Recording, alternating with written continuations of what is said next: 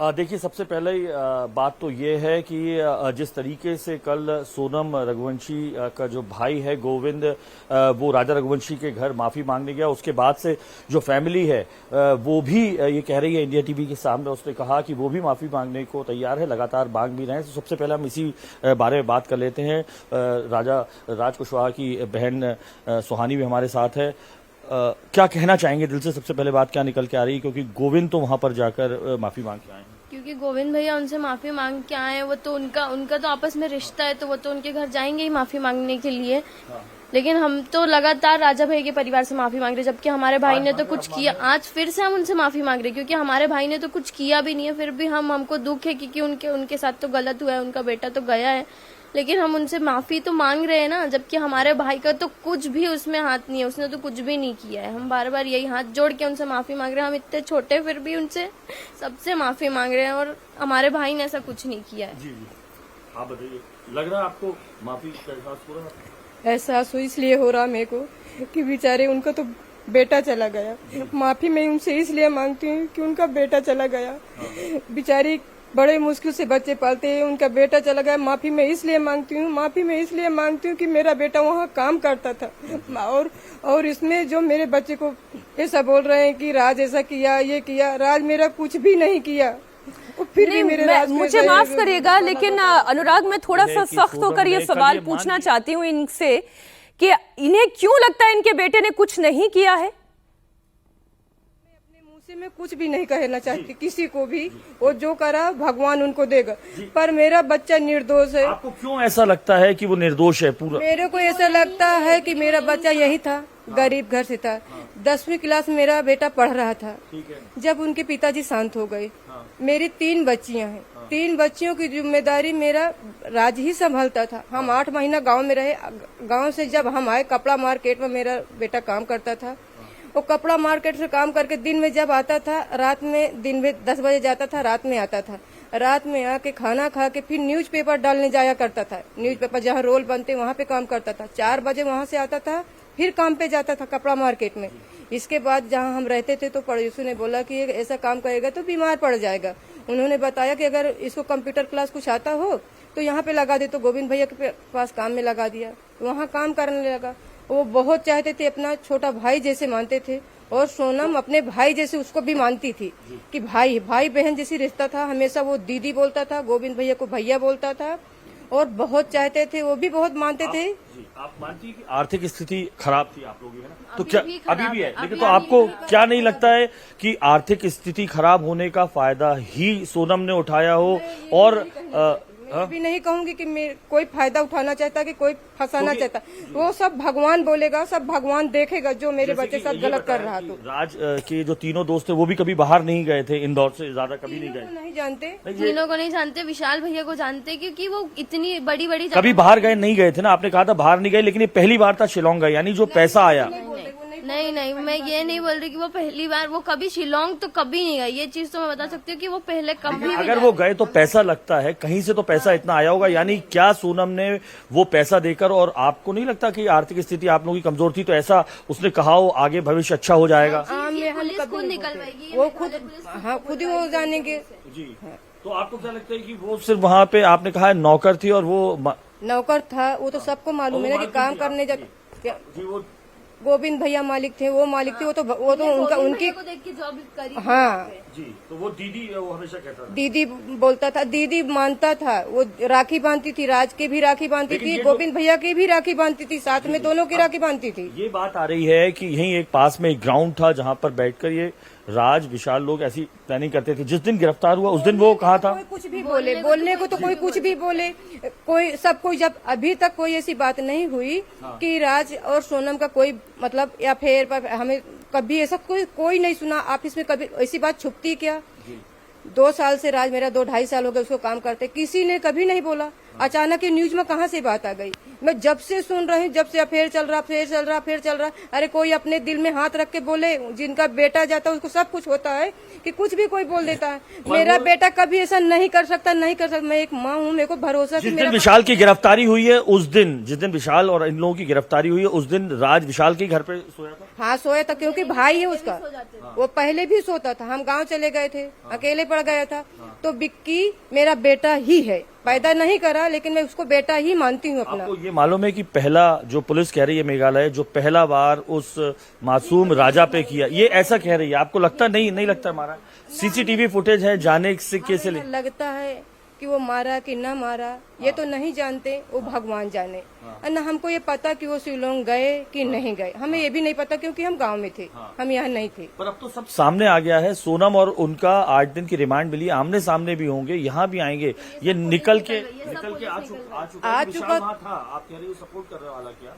बेटा किसी की सपोर्ट नहीं कर रहे, हम नहीं थे, हम गांव में थे, तो हमें नहीं मालूम, तो हम कैसे झूठ बोल दें कि हाँ वो गया था कि उनने मारा? हम क्यों कहें जब हम नहीं थे? हम नहीं। शादी में राज गया था? राज नहीं गया था। कितनी बार बोले कि हमारे राज के पापा की उसी दिन ऐसा हुआ था उनको। पर वो ऐसा माना जाता है बहुत क्लोज थे, वो दीदी मानता था, वो और गोविंद राखी बांधते। अपने बाप से ज्यादा कुछ होता है क्या? अपने बाप से तो कुछ नहीं होता, हमारे घर में कुछ भी नहीं होता। 11 मई की निकली थी, फिर भी हम ऐसा 11 मई को कुछ भी नहीं करते, ना कोई पूजा पाठ करते, ना कोई मंदिर जाते, ना कोई सुख मतलब शादी पार्टी कुछ भी, सिर्फ अपने घर पे रहते, इसलिए राज नहीं गया।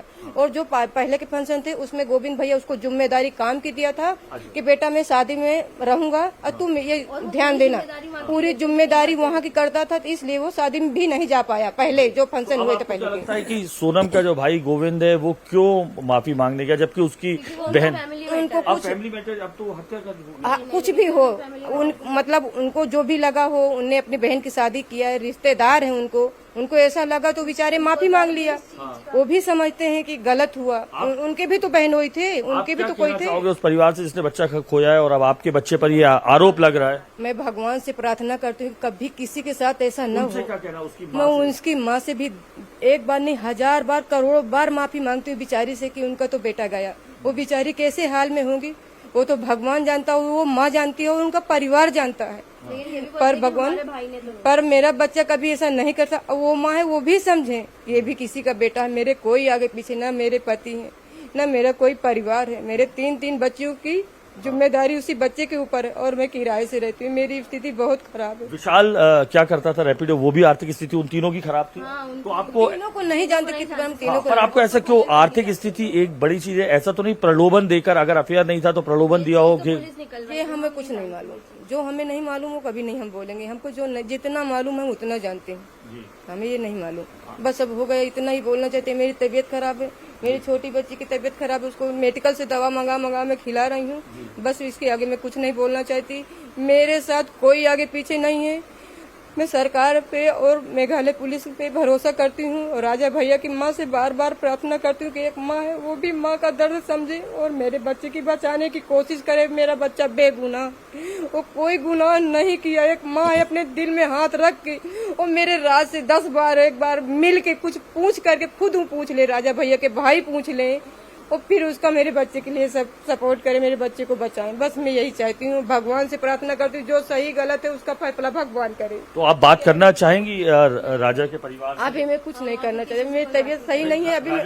अभी मैं कुछ नहीं बोला, मेरी तबीयत खराब, मेरे हाथ पैर हिल रहे हैं, मेरी हिम्मत नहीं है। बेटा आप बताओ, आप राजा के परिवार पे? मैं उनसे बात नहीं करना चाहती क्योंकि वो सब लोग बड़े हैं, मैं उनसे क्या बात करूं, मुझे कुछ भी समझ में नहीं आता। वो इतने बड़े बड़े लोग हैं और मैं बहुत छोटी हूँ उनसे बात करने के लिए, तो मैं उनसे बात नहीं करना तो आपको ये नहीं लगता कि जिस तरीके से अब आरोप सोनम ने मान लिया है कि उसने हत्याकांड कराया, अभी भी नहीं लगता आपको? नहीं, मैं अभी तो मैं कुछ नहीं, मैं बस यही बोल रही हूँ कि मेरे भाई ने तो नहीं किया क्योंकि वो वहाँ गया ही नहीं, तो वो कर क्या कहेंगे जिसके चलते ये सब कुछ हुआ है? वो सच बोले, जो सच है वो बोले, अब वो झूठ ना बोले, वहाँ पे वो झूठ ना बोले, बस मैं इतना ही बोलना। आपको क्यों लगता है कि वो झूठ बोल रही है?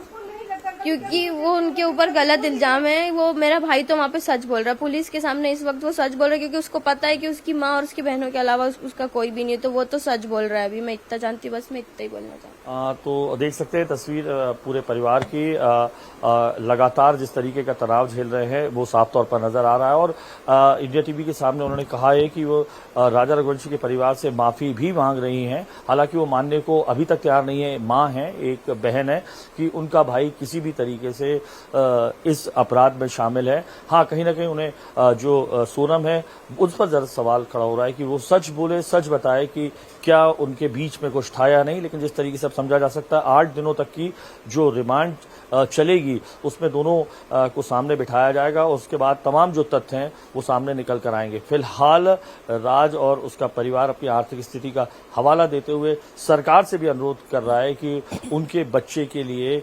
मदद की जाए। हालांकि चूंकि वो गांव से हैं, वो समझने में थोड़ी उन्हें दिक्कत जरूर हो रही है कि किस मामले में और किस तरीके से गंभीर मामले में उनका लड़का फंसा हुआ, लेकिन फिर भी उन्हें उम्मीद दिखाई दे रही है। राजा के परिवार से भी वो एक तो बातें अभी जो परिवार वालों ने कही है अनुराग, वो बातें कुछ समझ के परे हैं। ये माता खुद बता रही हैं, उनकी बहन भी बता रही है कि सोनम तो राज को राखी भी बांधती थी, छोटे भाई की तरह ट्रीट करती थी, लेकिन जिस तरीके की बातें आ रही है तो एकदम सर के ऊपर से निकल रही हैं। फिर